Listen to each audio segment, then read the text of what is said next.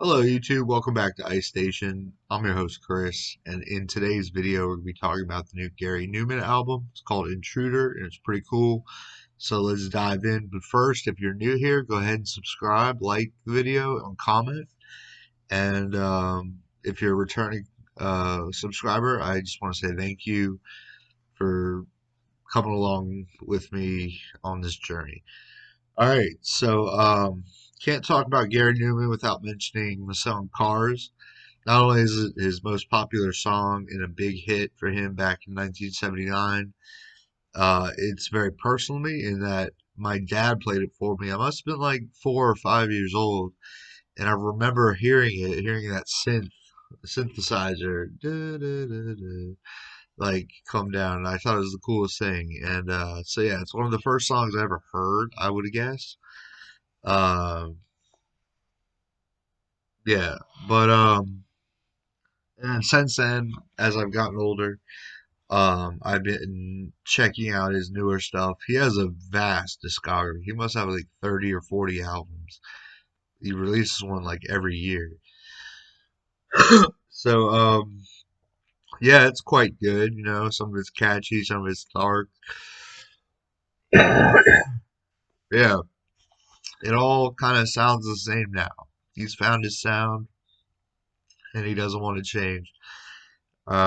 Which is a good or a bad thing, depending on how you look at it. I kind of view it as a bad thing because I like when you don't want to just keep hearing the same song over and over again.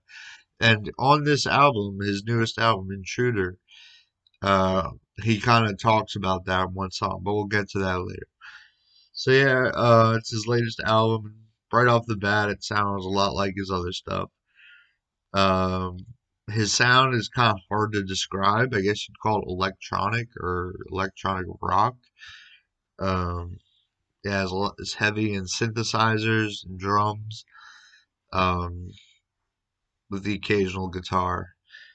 And I just gotta ask, like, is this album really necessary? Like, every album he's put out since The Pleasure Principle sounds exactly the same, and it's a good sound and all, but like 30 albums worth of the same fucking song, I don't think he's gonna garner any attention with that, um, or even please his fans, his diehard fans, unless they really like Gary Newman's way of going about making music.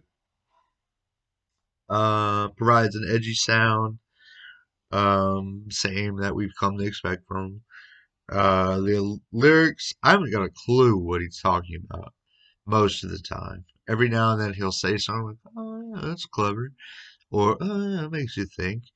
Um, but most of the time, I'm just like, well, he's been he's been betrayed. Like what? By who? Man, I don't want to know. But he doesn't tell you. Anyways, so yeah, I just spent the entire time listening to the album, thinking about what I'm gonna watch on Netflix tonight. I mean, it's boring. It's just like the same, literally the same sound every track. Um, and he's getting away from his catchy pop sensibilities, so like he doesn't even offer that on this album, except for one song which is called "Saints and Liars," which was released on an EP a few weeks ago, months ago at this point.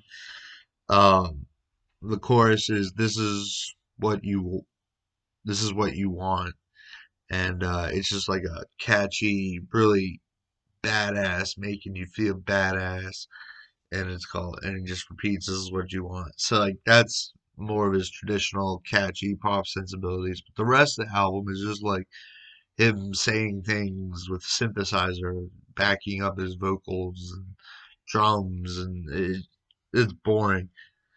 Um, yeah, another standout track would be "A Black Sun" and "Is This World Not Enough." They both have some clever lines in them that kind of make you think. So all in all, it's a cool album. Whatever, another Gary Numan album, big deal. It's cool to nerds like me, and I guess that's how it'll always be. I'm a poet, and I didn't even know it. All right, guys, please subscribe, like, comment, share the video, and have yourself a wonderful day.